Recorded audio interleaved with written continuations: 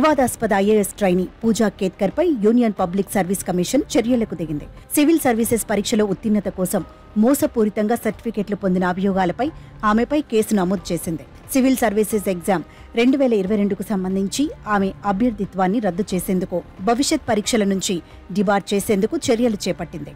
ఈ మేరకు షోకాజ్ నోటీసును కూడా పూజా కేత్కర్కు పంపింది. సివిల్ సర్వీసెస్ ఎగ్జామినేషన్ 2022లో ఉత్తీర్ణత కోసం పూజా, మనోరమ, దిలీప్ కేత్కర్లు పలు అవకతవకలకు పాల్పడినట్టు తమ విచారణలో తేలిందని ఒక ప్రకటనలో యూపీఎస్సీ తెలిపింది.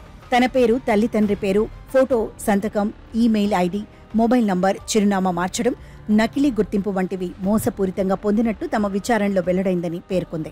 ఈ నేపథ్యంలో ఎఫ్ఐఆర్ నమోదు చేయడం ద్వారా ఆమెపై క్రిమినల్ ప్రాసిక్యూషన్కు దిగడం, 2022 సివిల్ సర్వీసెస్ పరీక్షల్లో ఆమె అభ్యర్థిత్వాన్ని రద్దు చేయడం, భవిష్యత్ పరీక్షల నుంచి డిబార్ చేయడం వంటి చర్యలతో పాటు పూజా కేత్కర్కు నోటీసులు వంటి చర్యలను ప్రారంభించినట్టు ఆ ప్రకటనలో తెలిపింది.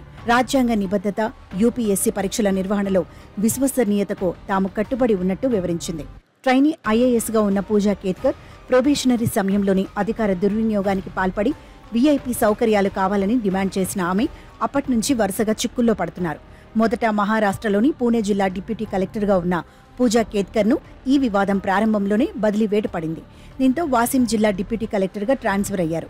ఆ తర్వాత ఆమెపై మరిన్ని ఆరోపణలు, వివాదాలు ముసురుకోవడంతో ఏకంగా పూజా కేత్కర్ ట్రైనింగ్ను రద్దు చేసి అకాడమీకి రావాలని పిలుపు వచ్చింది. ఈ క్రమంలోనే తాజాగా ఆమె సెలక్షన్ రద్దు చేస్తూ నోటీసులు ఇవ్వడం గమనార్హం. మరోవైపు పూజా కేత్కర్ తల్లి మనోరమను పోలీసులు అరెస్ట్ చేశారు.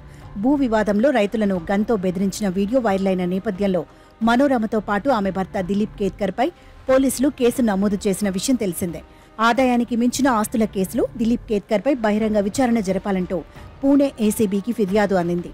మహారాష్ట్ర రిటైర్డ్ ప్రభుత్వ అధికారి అయిన దిలీప్ వ్యాపారవేత్తలను ముడుపులు డిమాండ్ చేసిన అభియోగాలతో 2 సార్లు సస్పెన్షన్కు గురైనట్టు తాజాగా వెలుగులోకి వచ్చింది. దిలీప్ పై ఇప్పటికే అహ్మద్నగర్ యూనిట్లో నాసిక్ ఏసీబీ బహిరంగ విచారణ జరుపుతోంది. మొత్తానికి కూతురు చేసిన పనితో ఫ్యామిలీ అవినీతి మొత్తం బయటపడుతూ సంచలనం రేకెత్తిస్తోంది.